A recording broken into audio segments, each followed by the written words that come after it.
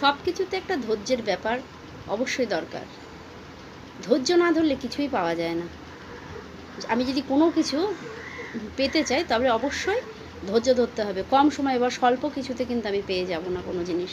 যে জিনিসটা সহজে আমি পেয়ে যাই সেই জিনিসটার মূল্য কিন্তু বেশিক্ষণ থাকে না, সে কিন্তু টেকেও না বেশিক্ষণ।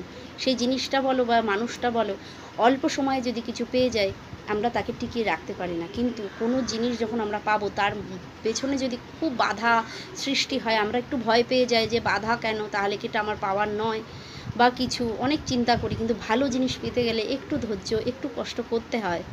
তাই ধৈর্যের বাঁধ আমাদের যেন ভাঙি না আমরা। আমাদের ধৈর্যের বাঁধ ভাঙলে কিন্তু চলবে না। ধৈর্য ধরতে হবে, ধৈর্য ধরলে সব পাওয়া যাবে, না হলে কিন্তু নয়। আমরা প্রত্যেকটা মুহূর্তে ধৈর্য হারা হয়ে যায়। ধৈর্য খুব দরকার, খুব দরকার ধৈর্য ধরে থাকা। এবং ধৈর্যটা ধরতে গেলে আমাদেরকে আগে কী করতে হয়, মনটাকে শান্ত করতে হয়।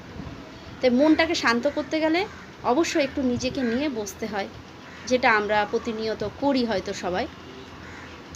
তো যারা করি তাদের আস্তে আস্তে মন নিশ্চয়ই শান্ত হয়ে যাবে। আর যারা এখনও আমরা করি না, চেষ্টা করিনি এখনও পর্যন্ত, অবশ্যই বলবো যে নিজেকে নিয়ে একটু বসি আমরা, যেন আমরা একটু শান্ত হতে পারি। তাহলে দেখা যাবে আমাদের দিন দিন ধৈর্যটা আবার আরও বাড়ছে। আজকে যেটা ধৈর্য মানে কমে গেছে ভাবছি, কালকে একটু বেড়ে যাবে।